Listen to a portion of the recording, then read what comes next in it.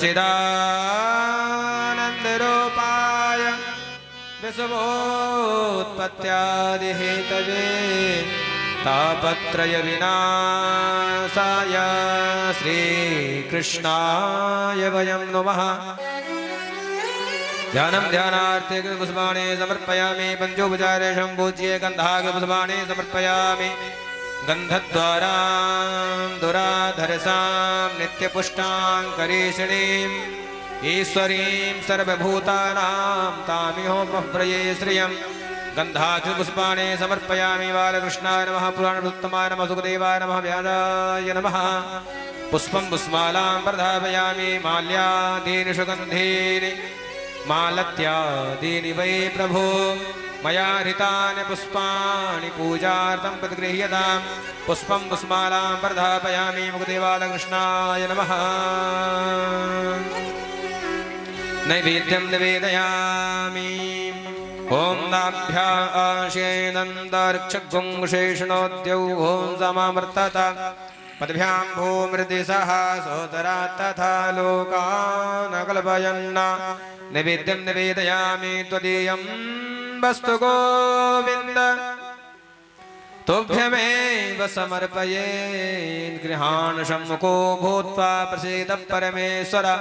नैवेद्यं निवेदयामि। आचमनीयं जलं ऋतुफलं ताम्बूलं समर्पयामि। प्राणाय स्वाहा बाणाय स्वाहा व्यानाय स्वाहा उदानाय स्वाहा समानाय स्वाहा मध्ये मध्ये पानीयं मुद्राभूषलं जलं ऋतुफलं समर्पयामि। द्रव्यदक्षिणां समर्पयामि। हिरण्यगर्भगर्भस्थं हेमबीजं विभावसु अनन्त्यपुण्यफलदामतः शान्तिं प्रयच्छ मे। द्रव्यदक्षिणां समर्पयामि। उदेवालकृष्णाय नमः। प्रार्थयेन् कस्तूरी तिलकं ललाटपटले वक्षस्थले कौस्तुभं नासाग्रे वरमौक्तिकङ्करतले वेणुकरे कङ्कणं सर्वाङ्गे हरिचन्दनं सुदलितं कण्ठे च मुक्तावली गोपस्त्रे परिवेष्टितो विजयते गोपालचूडामणि। प्रार्थनापूर्वकं नमस्कारं नमस्करोमि। प्रणमामि। बालकृष्णाय नमः। पुराणपुरुषोत्तमाय नमः। व्यास जी का पूजन करेंगे।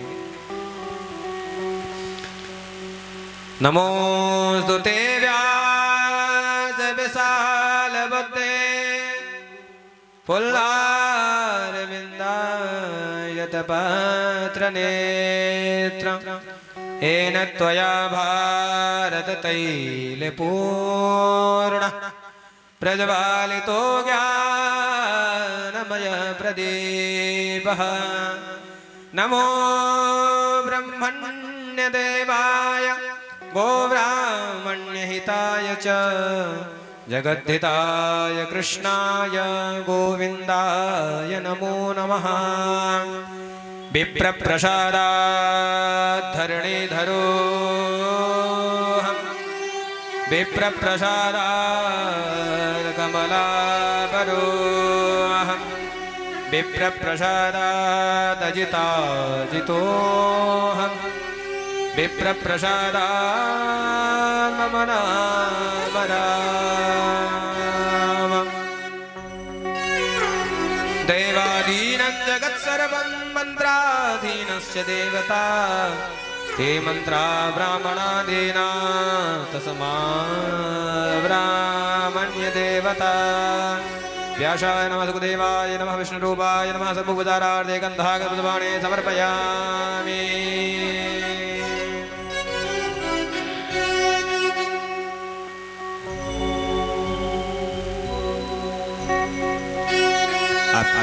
आप सभी अपने स्थान पर आरती के लिए खड़े हो जाएंगे।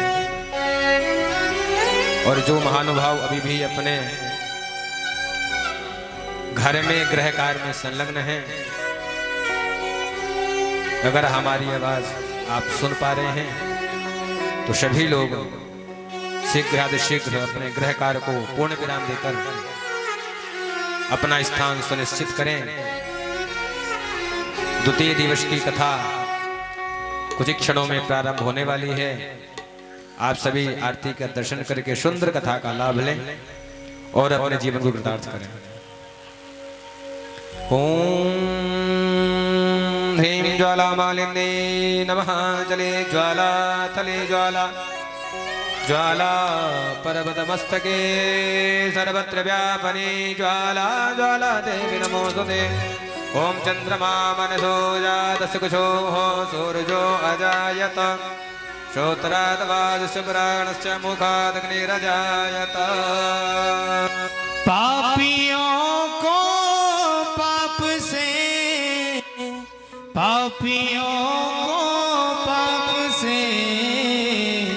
हो श्री भागवत भगवान की है आरती। पापियों को पाप से है आरती, श्री भागवत भगवान की है आरती। पापियों को पाप से है तारती। ये अमर ग्रंथ, ये मुक्ति पंथ, ये पंचम वेद निराला, नव ज्योति जगाने वाला। ये अमर ग्रंथ, ये मुक्ति पंथ, ये पंचम वेद निराला, नव ज्योति जगाने वाला। ओ हरि नाम यही, हरि ध्यान यही, जग के मंगल की आरती। पापियों को पाप से है तारती, श्री भागवत भगवान की है आरती। पापियों को पाप से तारती। ये शांति गीत पावन पुनीत, पापों को मिटाने वाला, हर नरस कराने वाला।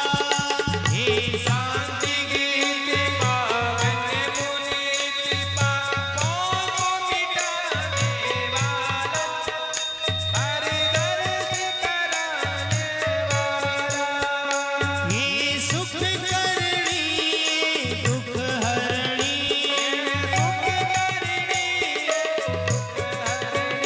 ये सुख करणी, दुख हरणी, ये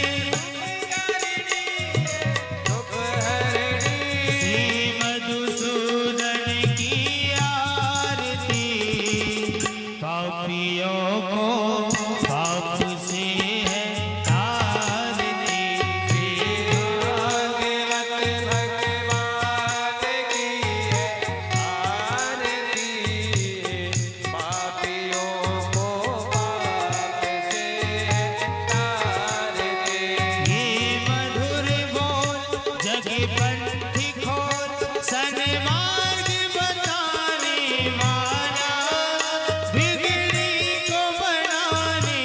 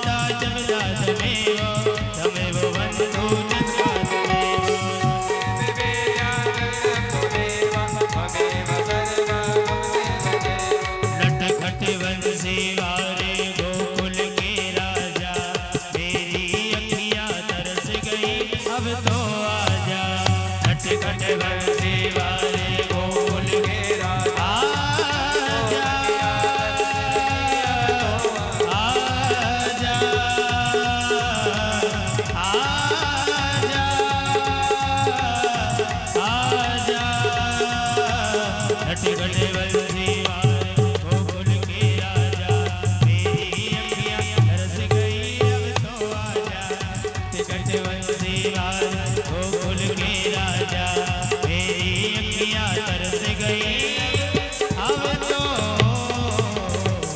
आजा। पुष्पांजलि ह्रियं वाल्गेन यजन्त देवास्तानि धर्म निप्रथमान्यासन्नातेहनाकमहिमानः सचन्तद्रपूर्वे साध्याः सन्ति देवाः। ह्रियों एकदन्ताय विद्महे वक्रतुण्डाय धीमहि तन्नो दन्ति प्रचोदयात्। शेवन्तिका वकुलचम्पकपाटलाब्जे पुण्णागजादिकरवीररसालिपुष्पै बिलवप्रवालतुलसीदलमञ्जरीभिः त्वां पूजयामि जगदीश्वरि मे प्रसीद। नानासुगन्धपुष्पाणि यथा कालोद्भवानि च पुष्पाञ्जलिर्मया दत्ता गृहाण परमेश्वर। बन्धपुष्पाञ्जलिं समर्पयामि देवालकृष्णाय नमः। पुराणानि की कृष्ण कन्हैया लाल की जय हो। वृंदावन बिहारी लाल की जय उस व्यास जी महाराज की जय। सुखदेव जी महाराज की जय। राजा परीक्षित जी महाराज की जय। हनुमान जी महाराज की जय। भूत भवन भोलेनाथ भगवान की जय। वैदिक सत्य सनातन धर्म के जय। नमः पार्वती पते हर हर महादेव। जय जय श्री राम। श्री राधे श्याम। सभी लोग अपना अपना स्थान ग्रहण करें और जो श्रोतागण भक्तगण अभी भी अपने घर में हैं श्री हरि नमः श्री हरिहराभ्यां नमः श्री गुरवे नमः श्री गुरुपादुकाभ्यां नमः श्री गुरुचरणकमलेभ्यो नमः श्रीमातृपितृचरणकमलेभ्यो नमः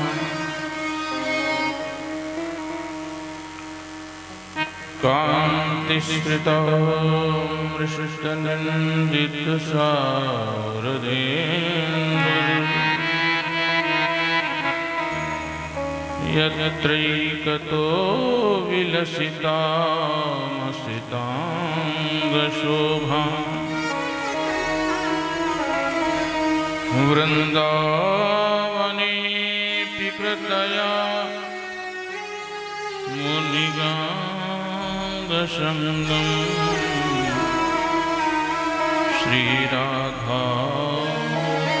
श्रीराधायुगलम् तदहं नमामि।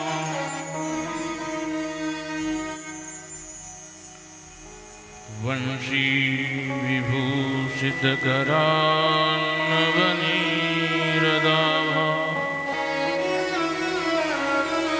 पीताम्बरादरुणबिम्बफलाधरोष्ठा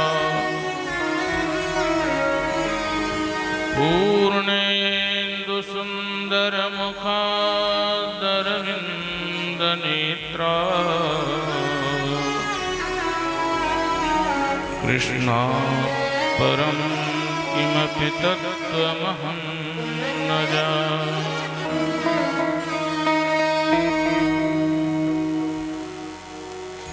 नमोऽस्तु रामाय सलक्ष्मणाय देव्यै च तस्यै जनकात्मजायै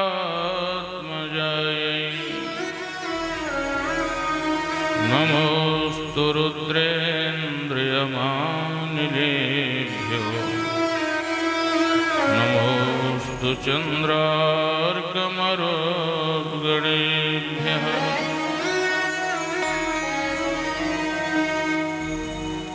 मनोजवं मारुततुल्यवेगम्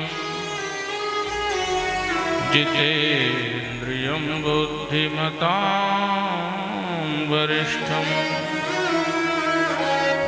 वातात्मजं वानरयूथमुख्यं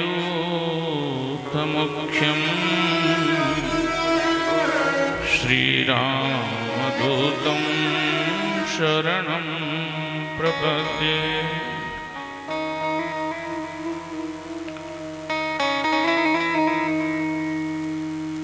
नारायणसमारम्भां श्रीशङ्कराचार्यमध्यमाम् अस्मदाचार्यपर्यन्तां वन्दे गुरुपरम्पराम्।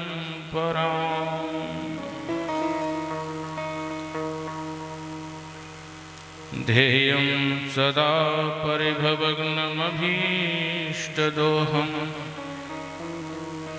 तीर्थास्पदं शिवविरञ्चिनुतं शरण्यं भृत्यार्तिहं प्रणतपालभवाब्धिपोतं वन्दे महापुरुषते चरणारविन्दम्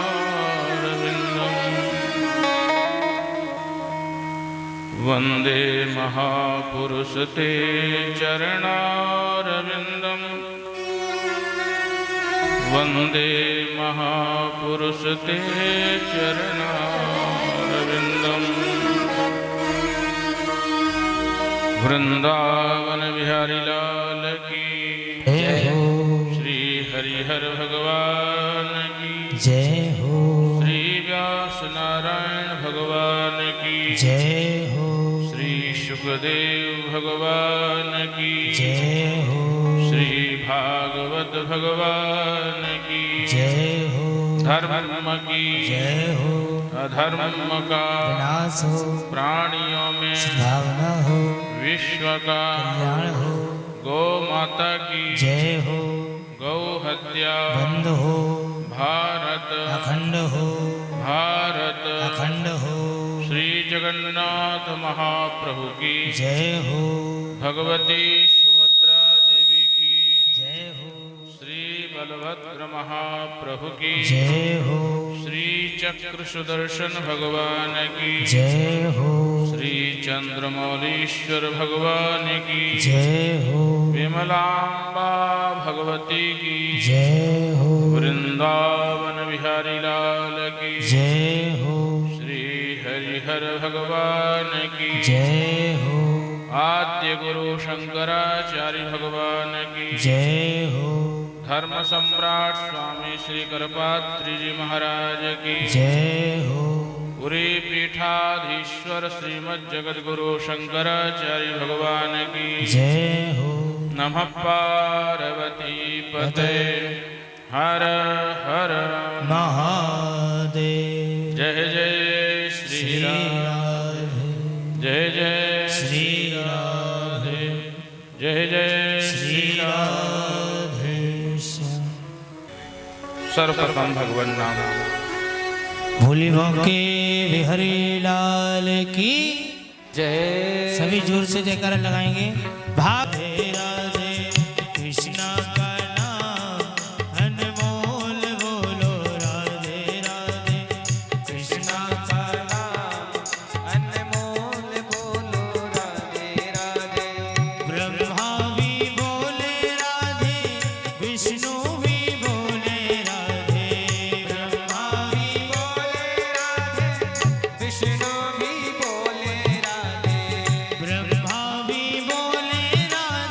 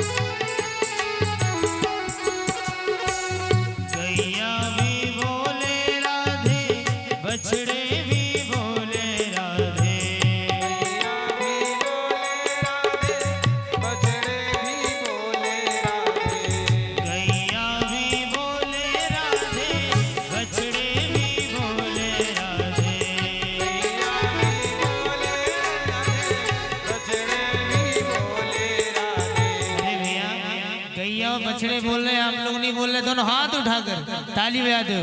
दूध की धार से आवाज आई, राधे राधे।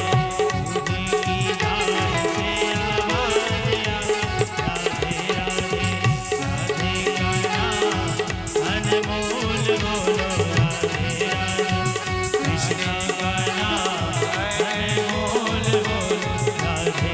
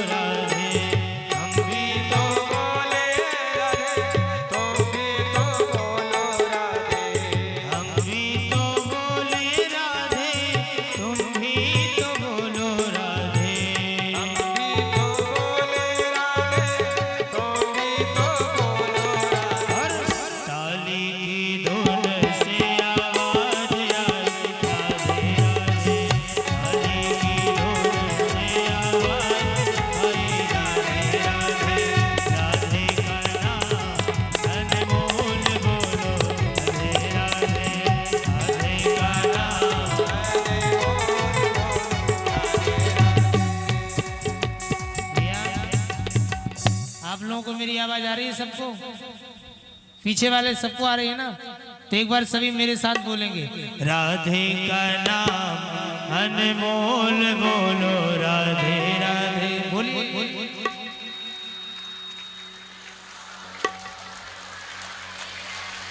भोजन करके तो सभी आए होंगे ना? कौन कौन नहीं करके आए जरा बताएंगे? करके जो ना आए हो, सभी करके आए तो आवाज तो तेज निकलनी चाहिए। दोनों हाथ उठाकर जितने बैठे हैं, राधे का नाम अनमोल बोलो, राधे राधे। राधे का नाम अनमोल बोलो, राधे राधे। कृष्ण का नाम अनमोल बोलो, राधे राधे।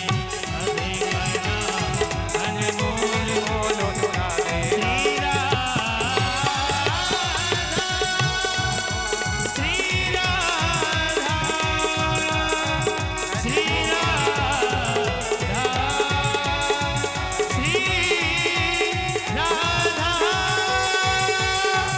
श्री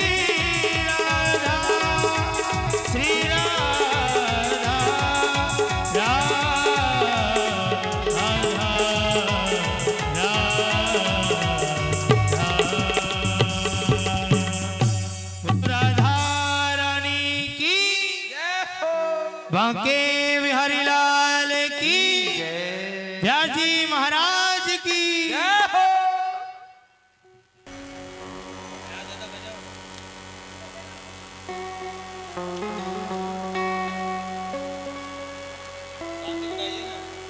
भागवत पुराण लोक में सर्वाधिक सुना जाने वाला पुराण, लोक विस्तृतम। इस श्रीमद् भागवत को श्रृणुया श्रद्धया युक्तो, श्रद्धा से युक्त होकर के जो सुनता है,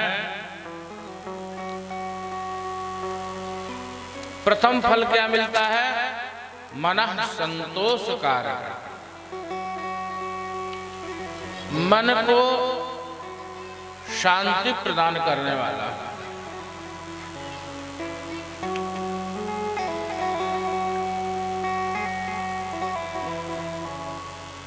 नित्यं भागवतं यस्तो पुराणं पठते नरः।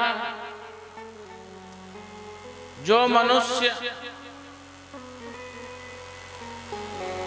नित्य भागवत का स्मरण, श्रवण, पठन करता है, ऐसे मनुष्य को प्रत्यक्षरम भवेत् तस्य, पूरे पुराण की बात नहीं, प्रत्येक अक्षर के श्रवण से, पठन से कपिला दानजं फलम, कपिला गौ के दान के फल की प्राप्ति होती है, जो कि आज के समय में दर्शन भी जिसका दुर्लभ है। किसका? कपिला गाय। हम तो जब से यहां आए हैं तब से सब जर्सी जर्सी देख रहे हैं।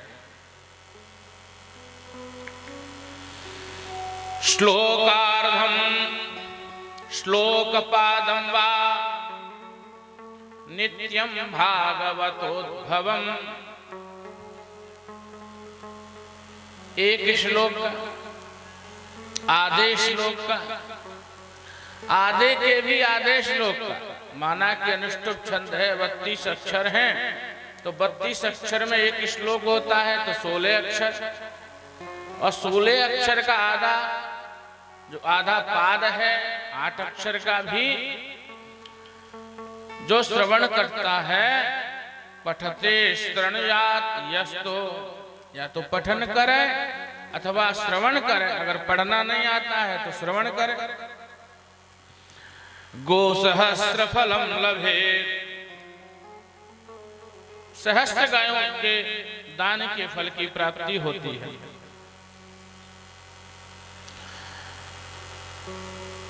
इसीलिए नित्यम मम कथा यत्र तत्र तिष्ठन्ति वैष्णवाः। जहां भगवान की नित्य कथा होती है वहां वैष्णवाः तिष्ठन्ति, अर्थात भगवान के परम भक्त। वैष्णव का अर्थ केवल वैष्णवी दीक्षा लेने वाले ही नहीं होते। वैष्णव का अर्थ यहाँ भगवत भक्तों से है। भगवान के जो भक्त हैं वो वहां तिष्ठन्ति, विराजमान होते हैं। और वैसे भी कहा गया है कि यहाँ भी हरि चर्चा होती है तो परम भागवत कौन है? परम भागवत है हनुमंत लाल। परम भागवत कौन है? सप्त चिरंजीवी।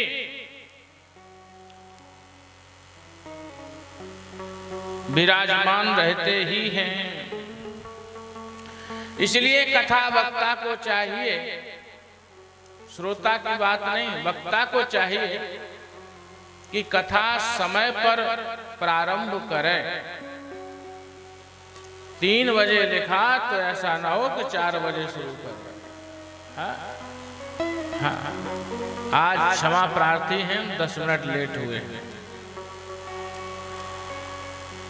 क्यों? क्योंकि आपके समय दिए हुए पर वो जो परम वैष्णव हैं, वो जो परम भागवत हैं, वो कथा श्रवण के लिए बैठते ही हैं। आप तो हैं ही हैं, आपके अंदर बैठा हुआ परमात्मा तो है ही है, लेकिन जो अदृश्य शक्तियां हैं, हनुमंत इत्यादि हैं, ऐसे परम भागवत भी भगवान की कथा श्रवण करने आते हैं। इसलिए इनको प्रतीक्षा कराना ठीक नहीं, समय पर कथा का श्रवण हो।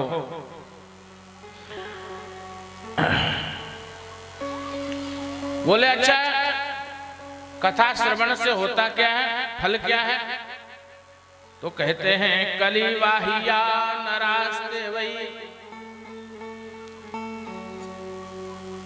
जो जन भगवान की कथा का श्रवण करते हैं, उनके अंदर, उनके मध्य उनके आसपास कली के दोषों से वह मुक्त रहते।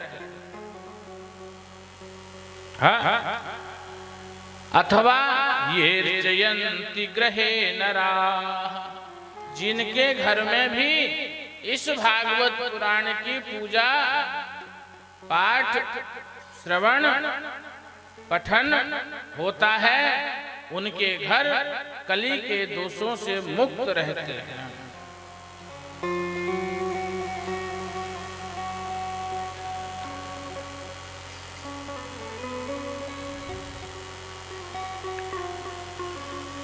वैष्णवानां तु शास्त्राणि ये अर्चयन्ति गृहे नरा, जो नर ऐसे षट शास्त्र की महापुराण की अर्चना करता है वह सर्व पाप विनिर्मुक्ता, सभी पापों से मुक्त नहीं, विनिर्मुक्त। हाँ, मुक्त और विनिर्मुक्त अर्थात विशेषेण मुक्त विनिर्मुक्त।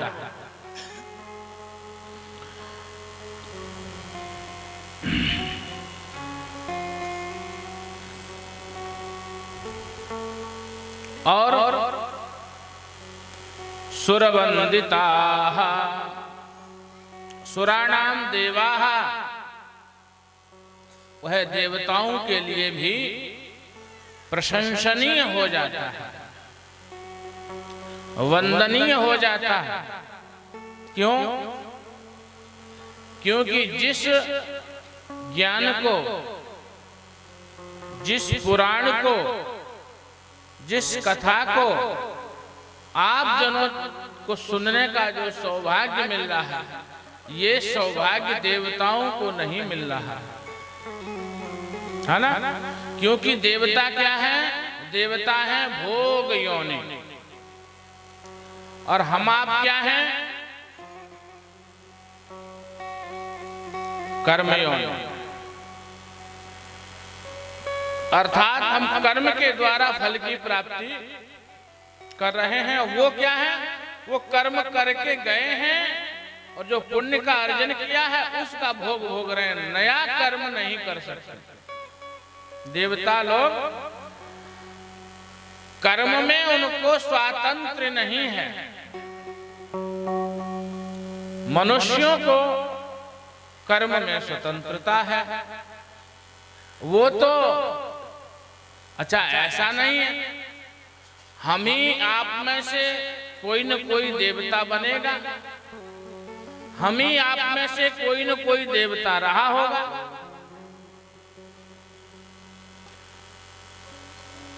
तो आज जो देवता बने हैं वो कोई न कोई हम ही आपके बीच का व्यक्ति रहा होगा, जो सत्कर्म करके, दिव्य कर्म करके, पुण्य कर्मों को करके और देव योनि को प्राप्त हुआ। अब अंतर क्या है? अंतर ये है कि हम और आप नित्य एक नया सत्कर्म कर सकते हैं, उत्तरोत्तर सत्कर्म कर सकते हैं, लेकिन देवता लोग वह सत्कर्म नहीं कर सकते। जो करके गए हैं उसी का फल भोगेंगे। और उसके बाद क्या होगा? क्षीणे पुण्य मर्त्य लोकम विशन्ति, पुण्य क्षीण होगा और वह फिर मृत्यु लोक में हमारे आपके जैसे फिर देवता के रूप में कोई न कोई जन्म धारण करेगा और फिर यहाँ नूतन कर्म करके। इसीलिए मानव जीवन के लिए कहा गया है कि बहुत दुर्लभ है। बड़े पुण्यात्मा जो है उन्हीं को यह मानव शरीर की प्राप्ति होती है। इसलिए इस जीवन को व्यर्थ में, पड़ोसी के झगड़े में, घर परिवार के असंतुलन में, व्यर्थ में व्यतीत न किया जाए।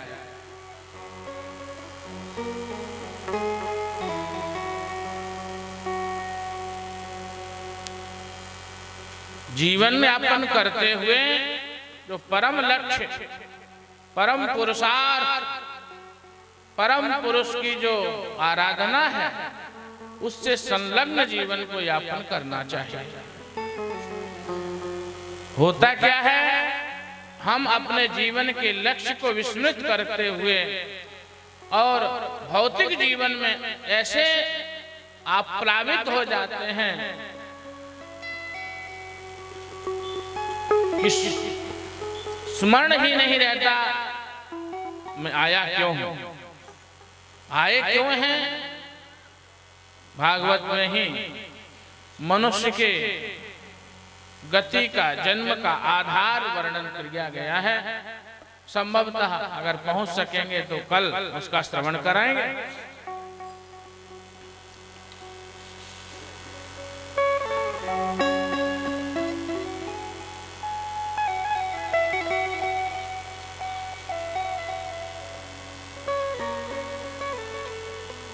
इसीलिए देवताओं के लिए वह वैष्णव, वह परम भक्त वंदनीय है जो भगवान की, हरि की चर्चा में संलग्न रहता है। अच्छा, देवताओं का पुण्य क्षीण होगा तो कोई न कोई मनुष्य शरीर में ही आएंगे। अच्छा, दूसरा, जो पापी जन हैं, जो पापों का अर्जन किए हुए हैं, वो भी शरीर छोड़ करके जाएंगे। तो कहाँ जाएंगे? नरक इत्यादि योनियों में, सूकर कुकर इत्यादि योनियों में, पशु पक्षी स्थावर जंगम इत्यादि योनियों में।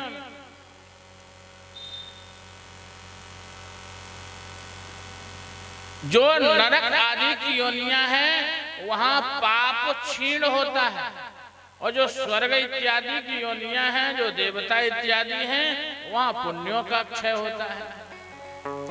आना दोनों को ही इसी पर है। इस पर जहां वर्तमान में आज हम विराजमान हैं पृथ्वी पर। कैसे दिखेंगे देवता? हम कैसे जाने कि हम देव योनि से आए हैं कि नरक योनि से आए हैं? तो व्यक्ति का स्वभाव, व्यक्ति के कर्म ही उसकी उत्पत्ति का कारण नियोजित करते हैं। अब मालूम पड़े कोई, वो क्या बोलते हैं उसको, हाँ, लगा के और नाली में पड़ा हुआ है, माने मात पिता नहीं देवा, साधन सुन करवावे सेवा। जिनके ऐसे स्वभाव हैं तो स्वाभाविक ही, इतना तो मनुष्य की बुद्धि में भी विवेक है कि स्वाभाविक ही कह देता है बड़ा नारकी प्राणी, बिना डिग्री के, बिना किसी डिप्लोमे के। स्वाभाविक ही उसकी प्रवृत्ति है कि वो सामने वाले को डिग्री बांट ही देता है, बड़ा नारकी जीव है। और एक वह है जो नित्य स्नान करे, चंदन वंदन करे, भगवान को अर्घ दे, भगवान की पूजा करे और अतिथि सत्कार, देव आराधन, मातृ पितृ भक्त, जो ऐसे जन हैं तो कहते हैं लोग वाह बहुत देवता आदमी है, ये बहुत देवता व्यक्ति है। तो स्वाभाविक ही जो प्रवृत्ति है वो सामने वाले का परिचय हमारी बुद्धि कर लेती है कि नारकी है कि स्वर्गीय है। कौन सा स्वर्गीय? वो वाला नहीं, वो कार्ड में लिखा जाता है, उत्पत्ति को लेकर। बड़ी विडंबना है आज के लोग, कोई चला जाए जीवन में, किसी ने 10 रुपया ब्राह्मण को, संत को दान नहीं किया हो, कभी किसी ब्राह्मण को, किसी अतिथि का सत्कार नहीं किया हो, लेकिन जाने के बाद लिखा उसके में भी जाता है हमारे पूज्य पिताजी स्वर्गवास हो गए। अब क्या मालूम स्वर्ग गए कि नरक गए। जीवन भर किसी ने एक गाय का पालन नहीं किया, किसी ब्राह्मण को, संत को दान नहीं दिया, कोई यज्ञ नहीं किया, कोई कथा सत्संग नहीं किया, लेकिन वो भी जाएगा तो लिखा यही जाएगा कि स्वर्गवासी है ना। हाँ, लेकिन जाता नहीं है। इतना अगर स्वर्ग सरल होता तो इन सब पुराणों की वेद व्यास महापुरुष इन सब की रचना क्यों करते? सहज ही चला जाता, नहीं जाता। इसलिए सर्व पाप विनिर्मुक्ता, सभी पापों से वह मुक्त होकर के मनुष्य योनि में ही आता है। और देवताओं को भी जो दुर्लभ है ऐसा वह सत्संग प्राप्त करता है। यही उस मनुष्य का देवत्व है।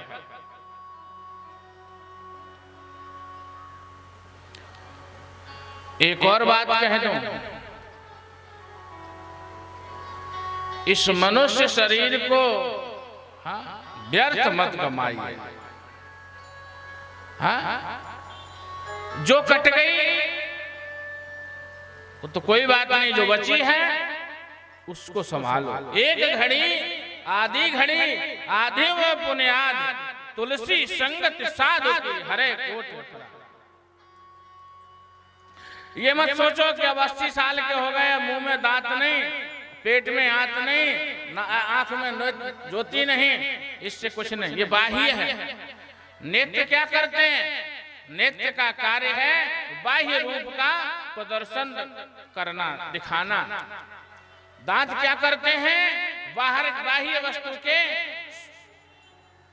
स्वाद को बाह्य वस्तु का अंदर की ओर आदान करना।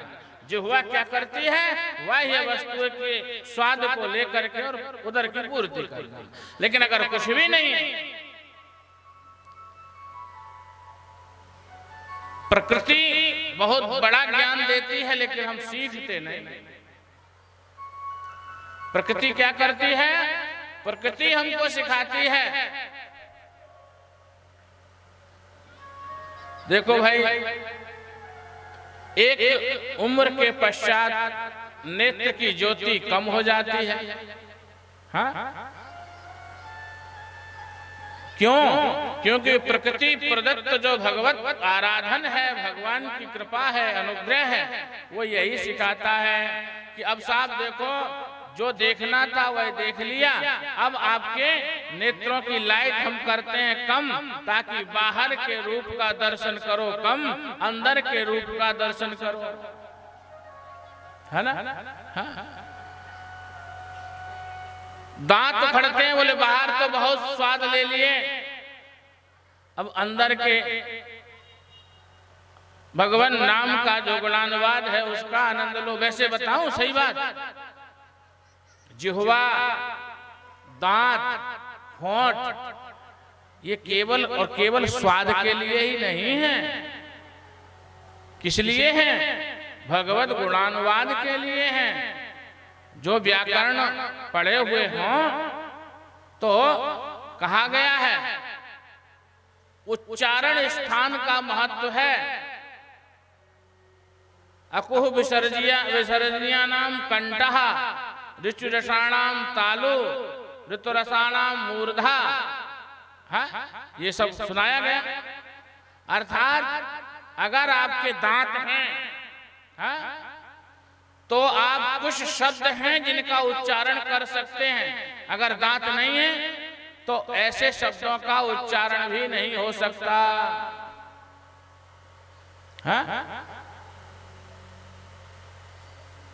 जैसे हैं 3 सा है हिंदी में, संस्कृत में भी 3 है, जिसमें एक सा है जिसको सर्प वाला सा कहते हैं, और उस सर्प वाले सा का उच्चारण बिना दांत के संयोग से कर ही नहीं सकते। जिह्वा जब दांत का स्पर्श करेगी तो उस सा का उच्चारण होगा।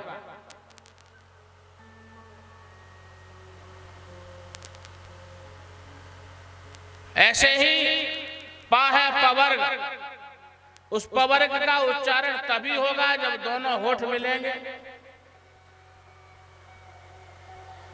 भगवान ने जो होठ किस लिए दिए हैं?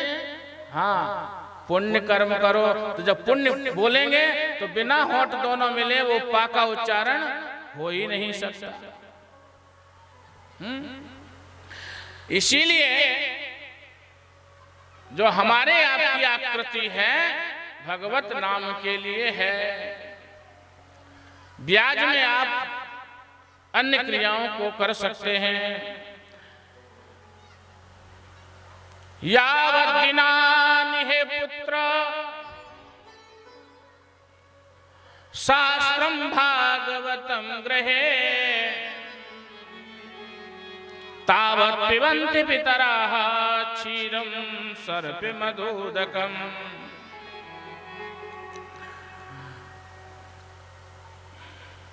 हमारे आपके पूर्वज आशा लगाए रहते हैं हमारा पुत्र पौत्र इत्यादि कुछ सत्कर्म करेगा, जिस सत्कर्म के द्वारा हमको पोषण की प्राप्ति होगी। और जब आपसे आशा उनकी क्षीण हो जाती है तब क्या करते हैं? वो पूर्वज पितृलोक नाराज होते हैं। आपको धन दिया, आपको यौवन दिया, आपको शरीर दिया, और इस शरीर का उपयोग आपने उनके लिए नहीं किया। हाँ? किसी न किसी माता पिता के रजवीर के द्वारा ही शरीर की उत्पत्ति होती है, और इस शरीर का प्रयोग आपने उनके हित कल्याण के लिए, पितरों के सौहार्द के लिए नहीं किया, तो वह नाराज होते हैं। अब नाराज होंगे तो क्या करते हैं? जो जिसकी वस्तु है उस वस्तु की हानि करते हैं। आपने यदि अपना घर बनवाया है तो आप यथाकाल जब चाहें तब उसके नक्शे को परिणत कर सकते हैं, दीवार को तोड़ सकते हैं, बना सकते हैं। आपने बनाया नहीं, रह रहे हैं किराए के मकान में, तो उसमें तो भाई देखो एक कील भी ठोकना मालिक से पूछे बिना उचित नहीं है ना। हाँ, तो होता क्या है कि यह माता पिता के द्वारा उत्पन्न शरीर है, किसी न किसी पितर पूर्वज के द्वारा उत्पन्न शरीर है। जब उनके लिए हम कुछ नहीं करते तो क्या होता है? वो रुष्ट होते हैं, और रुष्ट होंगे तो क्या करेंगे? अपनी कृति का ही क्षय करते हैं, अर्थात शरीर में रोग दे देंगे। हाँ? जब रोग बढ़ेगा तो क्या होगा? धन हानि होगी, क्योंकि रोग होगा तो इलाज कराएंगे, पैसा खर्च होगा, धन हानि होगी। और जब धन की हानि होगी तो परस्पर वैमनस्य की प्राप्ति होगी कि तुम्हारे ऊपर तो साहब क्या करें, जितनी सैलरी मिल रही है उतने तो आधा तो तुम्हारे ऊपर ही खर्च हो जाता है दवा में।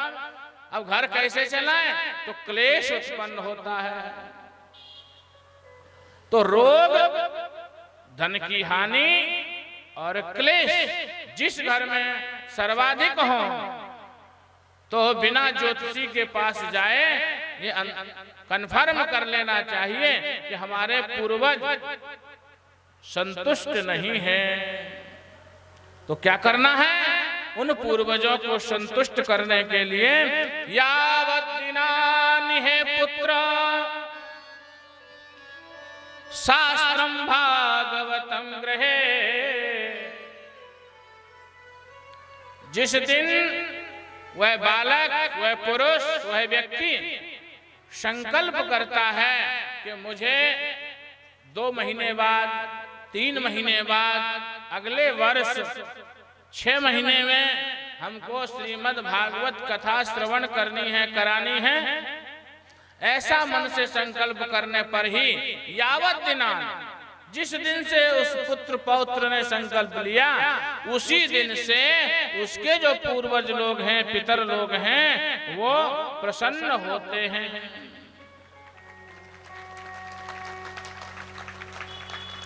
और जब प्रसन्न होंगे तो जो विकृति है उसको दूर कर देते हैं।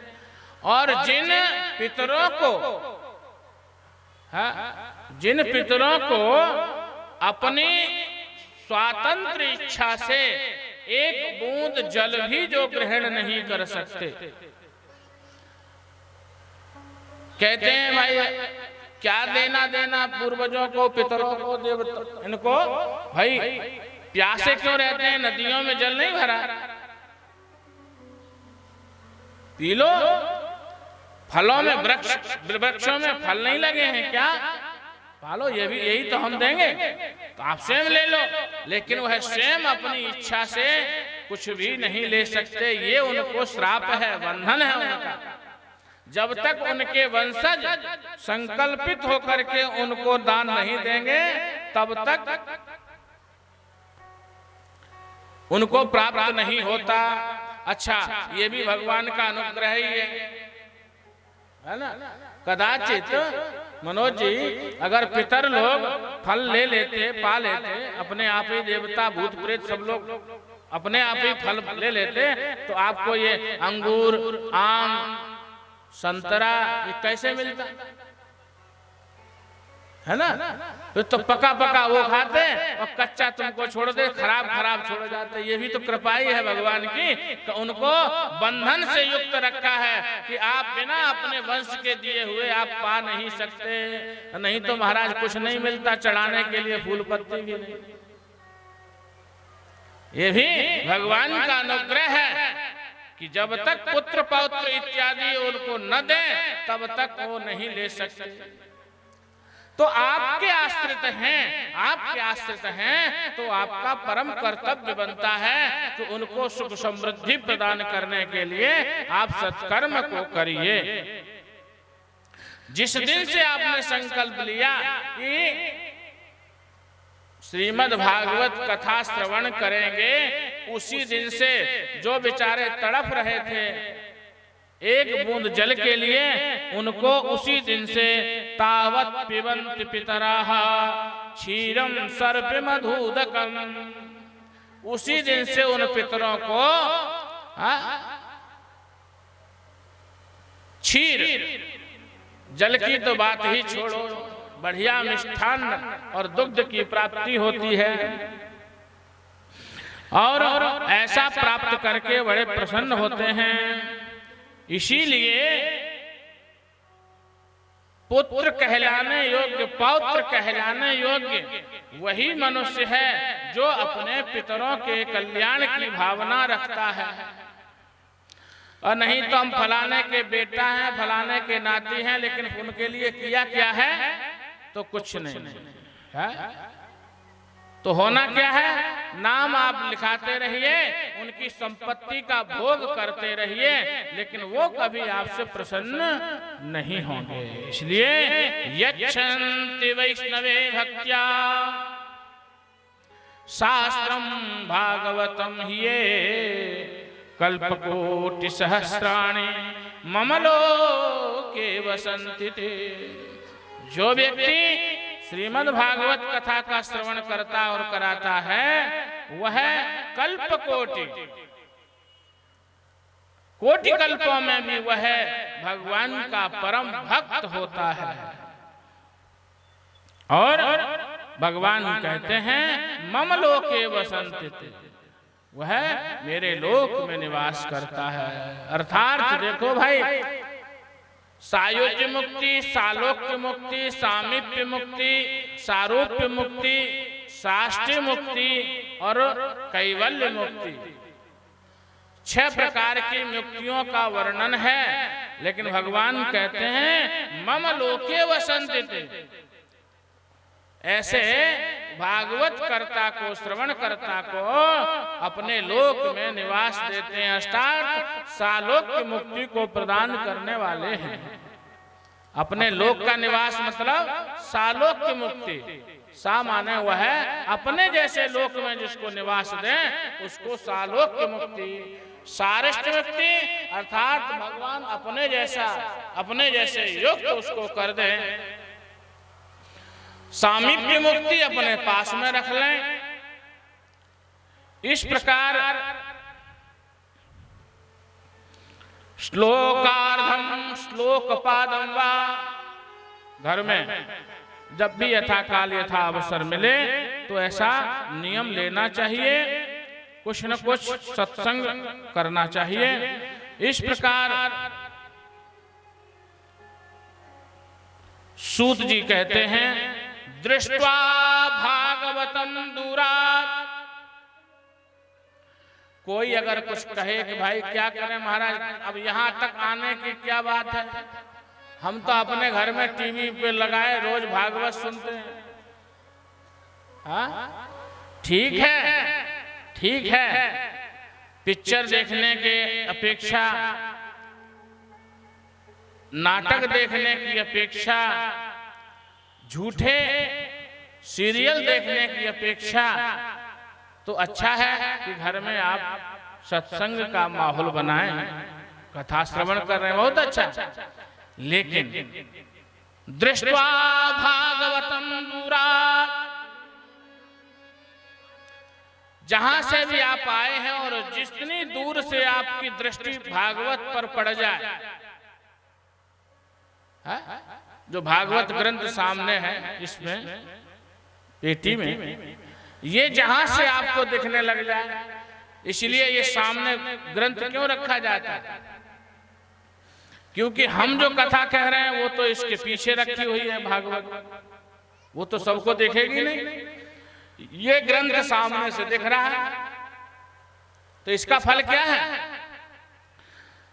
दूर से ही जब इस ग्रंथ को पर नजर पड़ती है, तो आए हैं इतने जो पादों का विन्यास किया है, पैरों का एक एक पग डाला है, उससे पदे पदे स्वमेधस्य, एक एक पग के विन्यास से एक एक अश्वमेध यज्ञ के फल की प्राप्ति होती है। पदे पदे स्वमेधस्य फलम प्राप्नोति संशयम, इसमें संशय नहीं करना चाहिए, संशय नहीं है। इसलिए जहां से हमको भागवत का दर्शन हो, वहीं से हमको ये पुण्य फल की प्राप्ति होती है। इसलिए टीवी में सुनना और सामने आकर के बैठ करके सुनना, इसमें अंतर है। और इस भागवत को वाचन करने वाला, जो इसको आपको सुनाता है, जिसको आप व्यास कहते हैं, जिसको आप सुखदेव कहते हैं, वो थाय प्रणमेद यो वै। देखो भाई, चाहे गुरु हो अथवा ना हो, अर्थात गुरु का अर्थ क्या है? चाहे आपने उस वक्ता से मंत्र लिया हो, गुरु बनाया हो या न बनाया हो, 7 दिन के लिए तो वह आपका गुरु ही है। जिस वक्ता को आपने व्यास पीठ पर वर्ण करके बैठाला है, वह 7 दिन के लिए तो आपका गुरु है ही। इसलिए उत्थाय प्रणमेत यो वै, जो उस वक्ता का सम्मान नहीं करता, अर्थात उसको गुरु के अपमान का के फल का भोग करना पड़ता। इसीलिए वक्ता का वर्ण हो जाए, उसके पश्चात बहुत से नियम हैं। वक्ता से ऊंचा न बैठे, हाँ, शास्त्र ने नियम लगाया, वक्ता से ऊंचा न बैठे, वक्ता से ऊंचे बैठ करके कथा न सुने। बोले उदाहरण है कोई? हाँ उदाहरण है।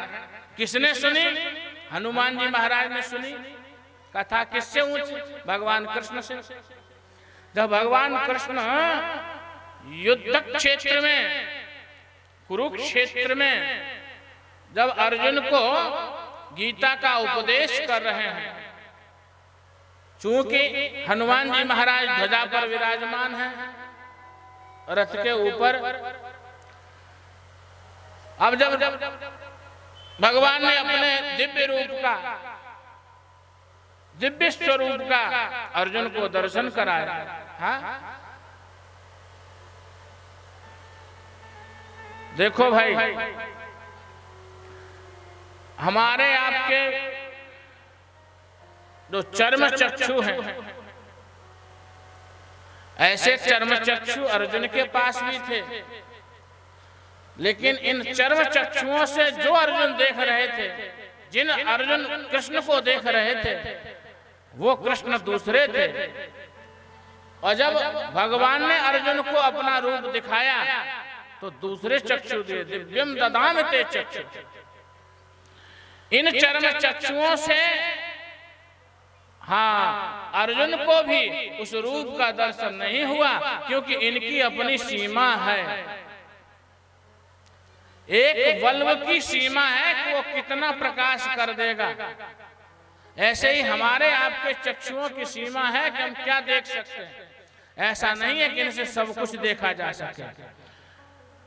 जब भगवान ने अपने विराट रूप को प्रकट किया तो अर्जुन को वह विराट रूप नहीं दिया। जब भगवान ने दिव्य चक्षुओं को प्रदान किया तो भगवान के दिव्य रूप को, विराट रूप को अर्जुन देखने में समर्थ हुए। और तीसरे चक्षु का नाम है ज्ञान चक्षु। जीवन में इन चर्म चक्षुओं के साथ साथ ज्ञान के चक्षु भी होने चाहिए। वो दिखते नहीं हैं लेकिन दिखाते सब कुछ है।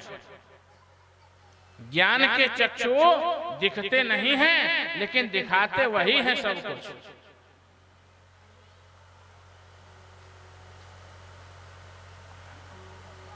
अर्जुन को जब रूप दिखाया और पूर्ण गीता सुनाई, उसके बाद अर्जुन ने भगवान से कहा, मैं आपका शिष्य, आपको प्रणाम करता हूं।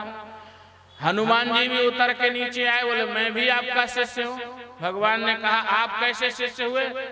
आपने तो जो ज्ञान ले वही तो शिष्य है, जो ज्ञान दे वही तो गुरु है। आप हमारे कैसे शिष्य हुए?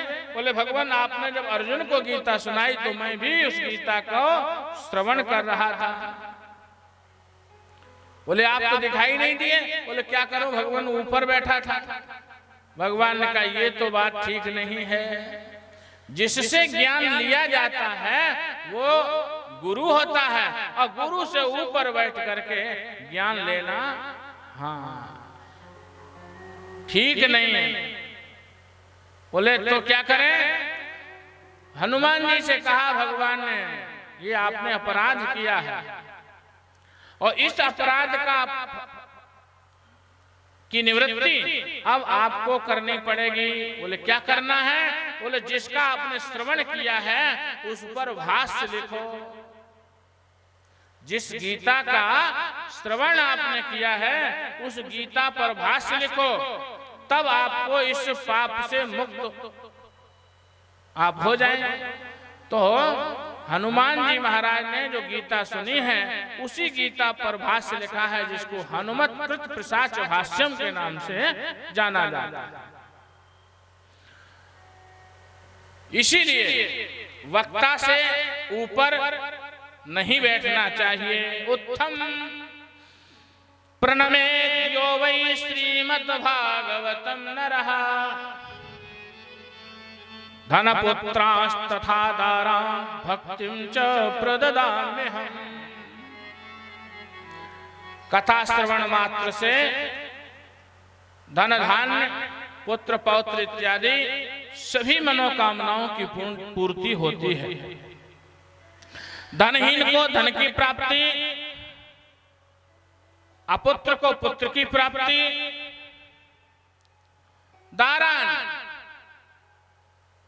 कुल कुटुंब परिवारी जनों की प्राप्ति, अर्थात जिनका विवाह नहीं हुआ है उनका विवाह भी हो जाता। गौरव आपको करना नहीं तो कोई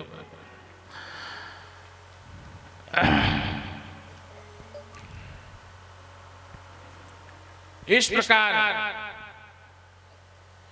इस महात्म्य के द्वारा, इस श्रद्धा युक्त मानव जीवन के द्वारा हम सत्संग करें, कथा श्रवण करें। दूसरी चीज, आजकल के आयोजनों में, कथा में लोग कहते हैं भाई बहुत खर्चा है, सामान्य व्यक्ति इतना खर्च नहीं कर सकता। तो ये आवश्यक नहीं है। धर्म करने के लिए धन के साथ साथ श्रद्धा का होना अत्यंत आवश्यक है। श्रद्धा से युक्त होकर के आप धन संपदा का प्रयोग करिए। ऐसा नहीं है कि पड़ोसी से उधार लेकर के धर्म करिए। भागवत के मात्र में ही कहा गया है कि आप अपनी क्षमता के अनुसार आप अपनी बेटी का विवाह करते हैं कि नहीं? आप अपनी क्षमता के अनुसार अपनी बेटी का विवाह करते हैं। उसी क्षमता के अनुसार जितना आपने अपनी बेटी के विवाह में खर्च किया है उतना ही ऐसे सत्कर्म में, भागवत इत्यादि कर्म में खर्च करिए, इससे ऊपर नहीं। ऐसा तो नहीं है कि बेटी का विवाह किया तो सब कुछ बेच बाच के लगा दिया। श्रद्धा से युक्त होकर के, अब कुछ लोगों की श्रद्धा बड़ी न्यून होती है, कुछ लोगों की श्रद्धा बड़ी न्यून होती है। हम तो पहनेंगे कोसा की साड़ी और कोसा का की धोती और कोसा का सूट, और जब देवताओं के नंबर आए, पंडित जी का नंबर आए, तो दुकान वाले से जाकर के कहते हैं भैया पूजा वाली धोती देना, पूजा वाली। हाँ, पूजा वाली धोती। और दुकान वाला भी ऐसा है, वो भी निकालता है 2 हाथ की धोती, कहते हैं भैया पूजा वाली सुपारी दो। ये मिथिला है ना, यहाँ सुपारी का बहुत महत्व, हर घर में सरौता मिलेगा। दुकान पर जाएंगे, पूजा वाली सुपारी देना, तो सड़ी हुई दुकान वाला दे देता है। हम अपने लिए जब खाते हैं तो कहेंगे बढ़िया वाली, वो दूध वाली जैसी होती है ना, ऐसी सुपारी दो। और पूजा का नंबर आए तो ये तो देखो बेईमानी है, ये बेईमानी है। हमारे मनोज जी ने हमको 10 बार फोन किया, महाराज पूजन की सामग्री आप वृंदावन से ले लीजिएगा, आप लेते आइए। तो हमने कहा कोई पूजन की सामग्री सर्वत्र मिलती है, जो वहां मिल जाए वो वहां से ले लीजिए, जो न मिले वो वहां ले ली जाए। तो ऐसी श्रद्धा 10 बार फोन किया होगा कि सामग्री सामग्री। हाँ, ये नहीं है कि हाँ महाराज हमारे यहाँ मिल जाएगी वहीं रोसड़ा के बाजार में। हाँ, तो सुपारी फोड़ेंगे तो उसमें 2-4 श्रद्धा से युक्त होकर के हमको धर्म कर्म करना चाहिए। लेकिन श्रद्धा ऐसी न हो कि बिल्कुल श्रद्धा की टांगे ही तोड़ दो। एक भगवान का भजन और उसके बाद आगे की कथा।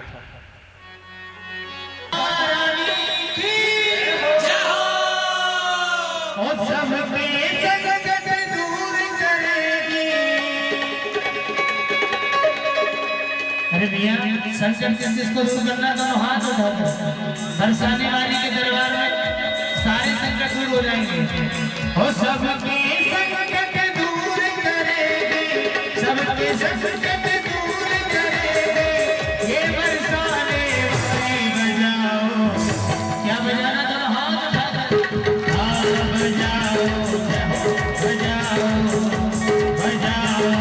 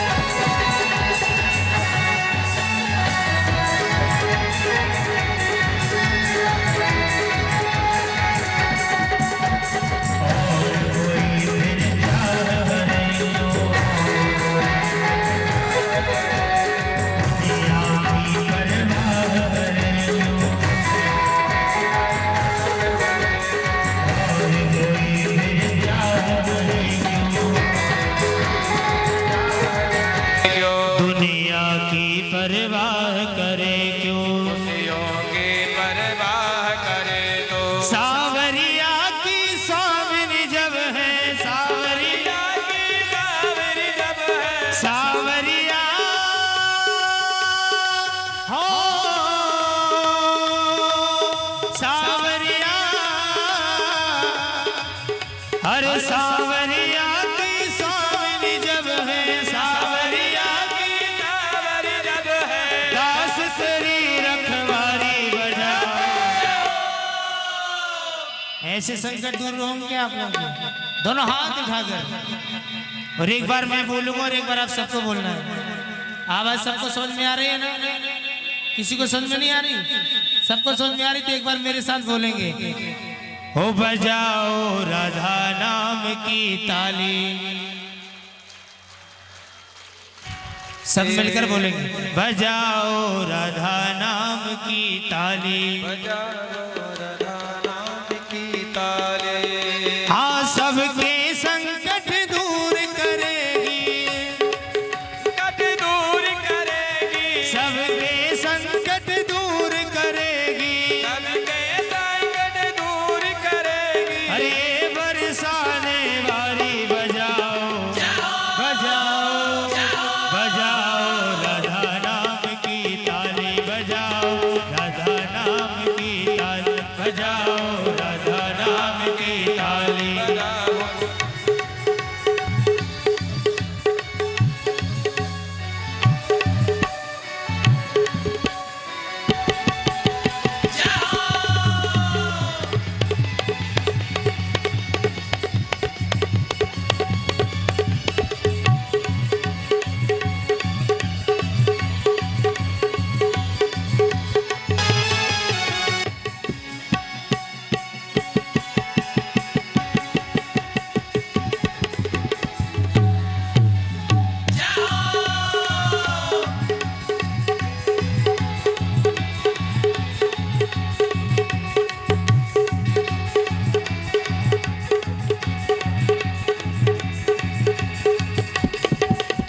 करुणामयी सरकार है राधा, करुणामयी सरकार है राधा, ममतामयी सरकार है राधा, सरकार है राधा, करुणामयी सरकार है राधा, करुणामयी सरकार है राधा, ममतामयी सरकार है राधा, करुणामयी सरकार है राधा। तन मन शीतल कर जीवन में, तन मन शीतल कर जीवन में, तन मन शीतल कर जीवन में, तन मन शीतल कर जीवन में, हर भर देगी खुशहाली। बजाओ, क्या बजाना? दोनों हाथ उठाकर, हो बजाओ